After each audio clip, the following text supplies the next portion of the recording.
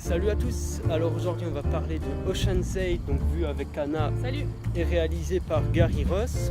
Et Gary Ross est un pote de Steven Soderbergh, donc c'est pas une suite juste faite pour le pognon, enfin si c'est pour faire du pognon, mais c'est quand même respecter les trucs originaux et c'est produit par Soderbergh. Alors au casting, on a donc Sandra Bullock dans le rôle principal, il y a aussi Cate Blanchett, il y a Rihanna, il y a Helena Bonham Carter aussi, excellent. Il y a Anna Hathaway, il y a surtout plein de personnalités dans leur propre rôle au bout d'un moment à la soirée de gala. Pour ce qui est de l'histoire, la sœur de Danny Ocean Donc Debbie. Prend sa relève en gros, enfin elle sort de prison et tout, du coup elle va réunir, comme dans le principe des Oceans, donc 8 collaboratrices. Et en gros leur plan c'est à une soirée de gala. Donc le Met qui est genre hyper connu. Le musée de New York. Donc ils veulent faire en sorte qu'une star de cinéma porte un collier extrêmement cher, genre à 150 Chez millions. Cartier, ouais voilà. Qu'ils ont jamais sorti de la cave. Ouais, et de le dérober pendant cette soirée.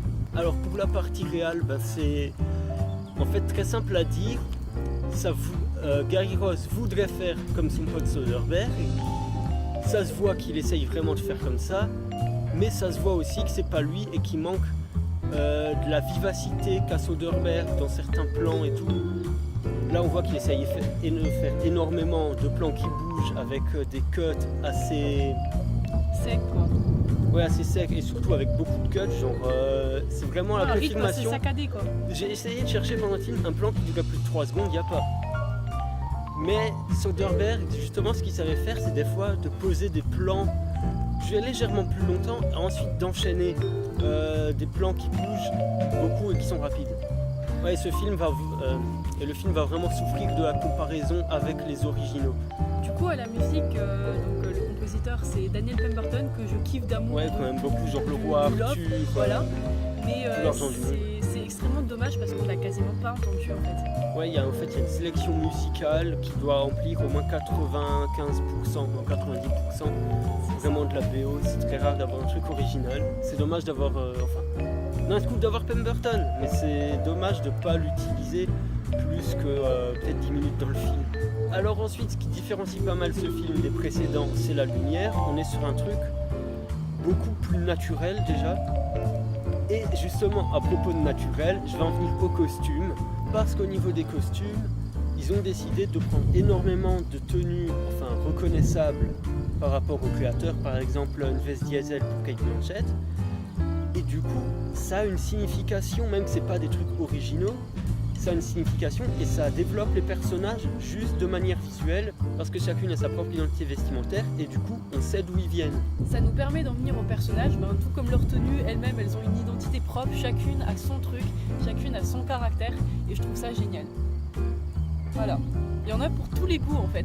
Il y a Helena Bonham Carter qui nous fait du Helena Bonham Carter, je me régale à chaque fois, j'ai la kiffe. Mais le personnage était écrit pour elle, c'est ça. Pas possible. Tu la vois en fait, mais le seul défaut que je peux trouver au jeu d'Helena Bonham Carter, c'est que j'ai du mal à voir Rose Byrne, c'est Helena Bonham Carter. En fait, ce qui est un petit peu dommage, c'est que le personnage qui a le moins de trucs attachants, c'est le personnage principal, donc Debbie Ocean, quoi. Et en fait, on se dit limite que le personnage a été écrit plus pour avoir un remplaçant à Danny qu'avoir un personnage original qui raconte de nouveaux trucs. Et enfin pour le scénario, qui est quand même le truc le plus important dans ce genre de film, parce faut que pas qu'il y ait de faille quoi. Ouais, s'il y a une petite incohérence, ça te sort complètement du truc et tu ne vois plus. Il y a quelques fois où on pense que soit il y a une incohérence, soit il y a un truc qui a été oublié, et hop, Debbie elle rattrape le truc comme ça. Ouais. Et il y a des très bons build-up parce qu'il y a des trucs, on y pense un peu au début, on l'oublie, et ensuite, bam, ça te revient.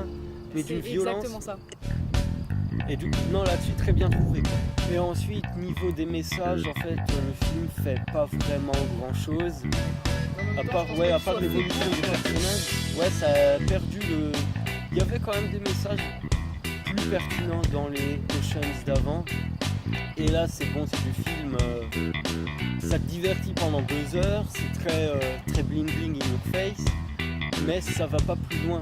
Alors que c'est un film qui a quand même de la portée, quoi. Qui arrive à divertir avec pas grand chose. Il n'y a pas énormément d'action et il n'y a pas beaucoup d'effets spéciaux. Ouais, voilà, ça suffit à la même temps. Donc c'est quand même un digne héritier des trois premiers. Du coup, voilà, maintenant je vais parler d'un film que j'ai pas vu, mais j'en parle quand même parce que fuck you. On peut faire le parallèle avec Ghostbusters, qu'ils ont fait aussi avec une équipe entièrement composée de femmes. Mais là, donc il y a dans ce film-là des femmes de tous les âges, de toutes les ethnies, sans pour autant tomber dans les clichés racistes ou sexistes. Et ça, j'achète. En même temps, c'était difficile de faire plus que Blockbuster. Et surtout là, au moins, le fait que ce soit des femmes, déjà, c'est pas justifié dans le scénario, mais c'est utilisé dans le scénario. Et c'est fait de manière tout à fait correcte. Et il y a peut-être une ou deux fois, mais genre très rarement, le stéréotype de oui, je suis une femme, alors ma seule arme c'est ma beauté, je charme les hommes. Ensuite, ça joue sur les clichés au lieu de les confirmer parce que dans certaines scènes, elles vont devoir faire des trucs assez stéréotypés, mais justement, c'est pour que le plan fonctionne. Ensuite, on se rend compte qu'elles ne sont pas du tout comme ça en vrai. Et pour conclure encore plus, si vous aimez ce genre de film, allez le voir, tout simplement. Si vous aimez les scénarios bien ficelés, l'intrigue et le suspense bien construit, foncez. En tout cas, merci d'avoir regardé la vidéo. N'hésitez pas à vous abonner, à donner votre avis sur le film en commentaire et surtout à partager la vidéo. C'est le plus important pour nous. Nous, on vous dit à plus.